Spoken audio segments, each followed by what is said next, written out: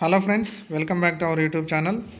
మనకి ఈ నెల 7వ తారీఖు నుంచి 11వ తారీఖు వరకు అటెస్టేషన్ ఫామ్ అనేది డ్రైవర్ అండ్ శ్రామిక్ పోస్ట్ వాళ్ళకి ఇవ్వడం జరిగింది. ఆన్లైన్లో ఫిలప్ చేసే డేట్స్ కూడా ఇచ్చారు. ఆగస్టు 7 నుండి 11వ తారీఖు వరకు ఫిలప్ చేసిన ఫామ్స్ అనేది 17వ తారీఖు రోజు సబ్మిట్ చేయాల్సి ఉంటుంది. అది మీ యొక్క district head quarters, police head quarters లేదా కమిషనరేట్స్ ఏవైతున్నాయో అక్కడ సబ్మిట్ చేయాల్సి ఉంటుంది. ఇప్పుడు అటెస్టేషన్ ఫామ్ అనేది ఏ విధంగా ఫిలప్ చేయాలి, అందులో మీకుండే డౌట్లను ఈ వీడియో ద్వారా క్లారిఫై చేశాను. కాబట్టి స్టెప్ బై స్టెప్ ప్రాసెస్ అనేది ఈ వీడియో ద్వారా తెలుసుకుందాం. ఇప్పుడు వచ్చేసి మనకి ఇక్కడ రిజిస్ట్రేషన్ నంబర్ అని ఉన్నది కదా, ఆ రిజిస్ట్రేషన్ నంబర్ అనేది మీ యొక్క ఒరిజినల్ రిజిస్ట్రేషన్ నెంబర్ ఏదైతే ఉందో అదే ఫిలప్ చేయాల్సి ఉంటుంది ఇక్కడ. తర్వాత ఇక్కడ రిజిస్ట్రేషన్ నెంబర్ మీకు సెలెక్టెడ్ క్యాండిడేట్స్ ఎవరైతే ఉన్నారో వాళ్ళకి 4, 5, 6 ఇలా 4తో స్టార్ట్ అవుతుంది కదా, ఆ రిజిస్ట్రేషన్ నెంబర్ని ఫిలప్ చేయండి ఇక్కడ. తర్వాత సెలెక్టెడ్ పోస్ట్, ఏ పోస్టుకు సెలెక్ట్ అయ్యారు, శ్రామిక్ ఆర్ డ్రైవరు అనే పోస్టుకి నేమ్ రాయాలి. తర్వాత మీ యొక్క కండక్టెడ్ ఎగ్జామ్ సెంటర్ ఏదైతే ఉందో ఆ ఎగ్జామ్ సెంటరు రాయాల్సి ఉంటుంది. Example police training centre Medchal ఇలా రాయాల్సి ఉంటుంది. తర్వాత వచ్చేసి this form to be submitted at August 17, 2026 అంటే ఆగస్టు 17వ తారీఖు మీ యొక్క పోలీస్ హెడ్ క్వార్టర్స్లో సబ్మిట్ చేయాల్సి ఉంటుంది. మీ డిస్టిక్ యొక్క పోలీస్ హెడ్ క్వార్టర్ నేమ్ రాయాలి ఇక్కడ. మీది ఏ డిస్టిక్ సంబంధించింది, ఎక్కడ ఉంది అనేది ఈ బాక్స్లో రాయాల్సి ఉంటుంది. ఫర్ ఎగ్జాంపుల్ ఎవరైనా నల్గొండ పోలీస్ హెడ్ క్వార్టర్స్ అనుకోండి, Nalgonda police head quarters, Nalgonda district SP office అని ఉంటుంది. ఆ విధంగా రాయాల్సి ఉంటుంది. తర్వాత వచ్చేసి ఇక్కడ సర్నేమ్ చూడండి, ప్రతి ఒక్కరు కూడా క్యాపిటల్ లెటర్స్ని ఫిలప్ చేయాల్సి ఉంటుంది. ఈ ఫామ్ అనేది మళ్ళీ ఆన్లైన్లోనే ఫిలప్ చేయాల్సి ఉంటుంది. క్యాపిటల్ లెటర్స్లో రాయండి. ఎవరైనా కూడా నీ యొక్క నేమ్ అనేది సర్నేమ్, ఇంటి పేరు వచ్చేసి సపోజు కొండ అనుకుంటే క్యాపిటల్ లెటర్స్లో ఫిలప్ చేయండి. తర్వాత నేమ్ వచ్చేసి నీ యొక్క నేమ్ రాయాల్సి ఉంటుంది. తర్వాత ఆధార్ నెంబర్ వచ్చేసి కూడా ఫిలప్ చేయాల్సి ఉంటుంది. ఆధార్ నెంబర్ ఫిలప్ చేసేటప్పుడు చాలా జాగ్రత్తగా చూసుకోండి. తర్వాత details of the post selected for under direct recruitment అని ఉంది కదా, ఇక్కడ notification number selected post for అని ఉంది కదా, ఈ కాలంలో ఆటోమేటిక్గా మీరు ఏ పోస్ట్కి అయితే సెలెక్ట్ అయ్యారో ఆ పోస్ట్ నేమ్ అనేది ఆటోమేటిక్గా వచ్చేస్తుంది. తర్వాత నోటిఫికేషన్ నెంబర్ కూడా ఆటోమేటిక్గా వచ్చేస్తుంది మనకి. కాబట్టి దీని మీద మీరు టెన్షన్ పడాల్సిన అవసరం లేదు. తర్వాత మీరు ఫిల్ చేయాల్సింది ఇక్కడ సెలెక్టెడ్ డిస్టిక్, ఏ డిస్టిక్ అంటే కంటింజెంట్ డిస్టిక్ క్యాడర్ 1, 2, 3 ఇలా ఉంటాయి కదా, అలా డిస్టిక్ నేము, సెలెక్టెడ్ కేటగిరీ, ఏ కేటగిరీ ఎస్సీ, బీసీ, ఈడబ్ల్యూఎస్ ఇలా కేటగిరీని ఫిలప్ చేయాల్సి ఉంటుంది. తర్వాత డీటెయిల్స్ ఆఫ్ అడ్రస్, ఇక్కడ అడ్రస్ వచ్చేసి మీరు ఖచ్చితంగా అడ్రస్ని ఫిలప్ చేయాల్సి ఉంటుంది. Present address and permanent address అనేది రెండు కూడా ఫిలప్ చేయాల్సి ఉంటుంది ఇక్కడ.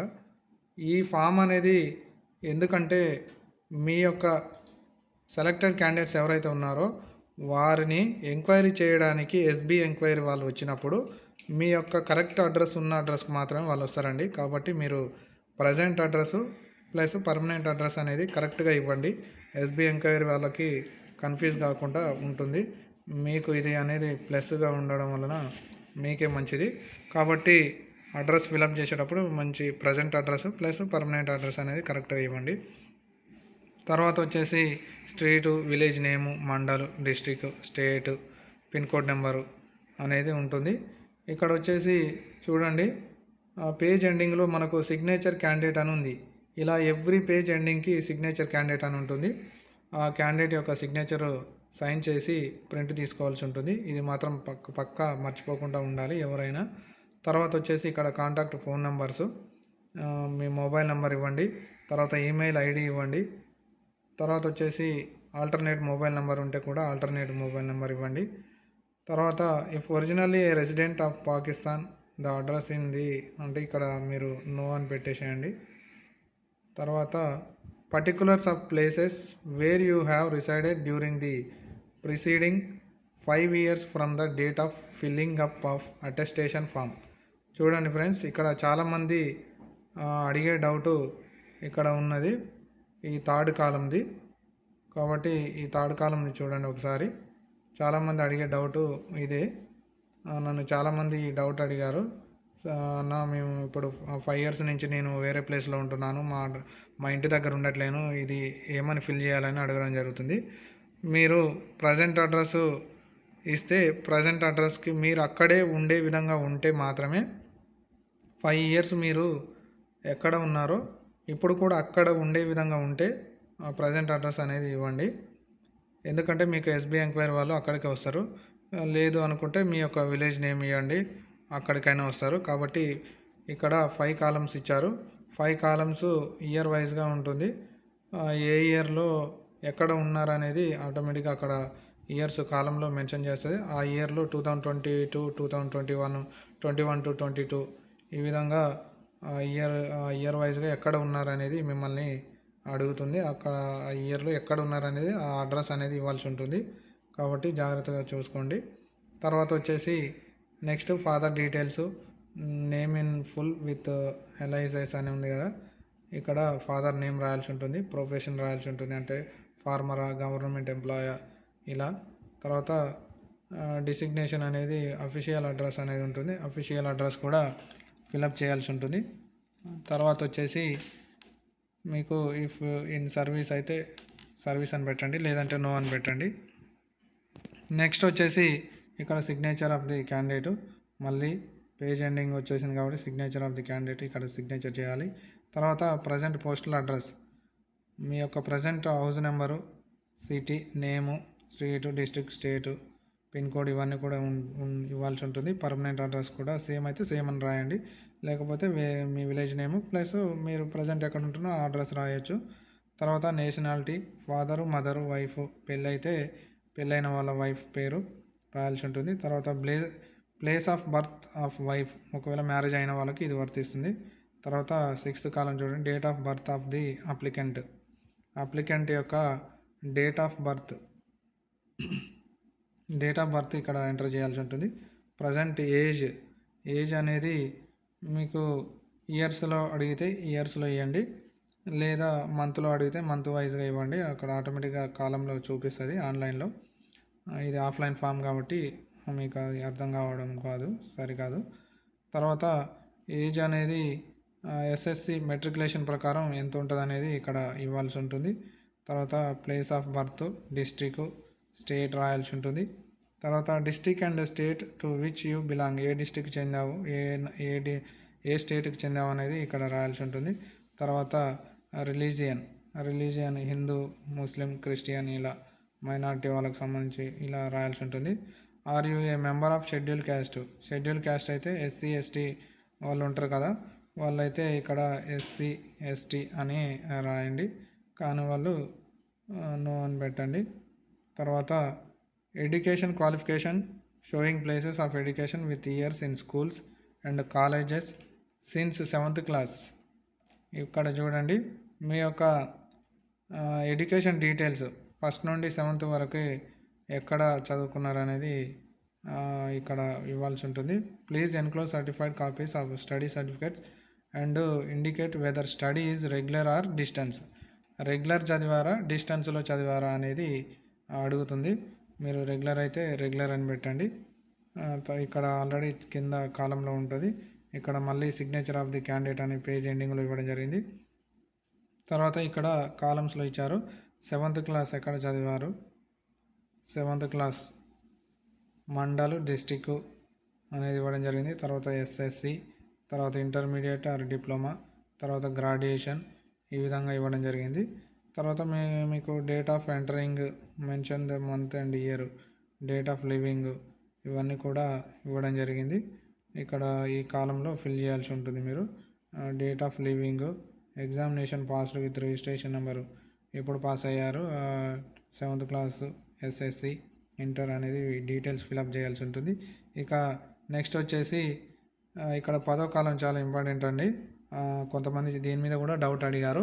Have you at any time been employed, అంటే నువ్వు ఎప్పుడైనా జాబ్ చేసావా, చేస్తే ఒకవేళ చేసినట్లయితే ఇక్కడ ఎస్ అని పెట్టండి, లేదంటే నో అని పెట్టండి.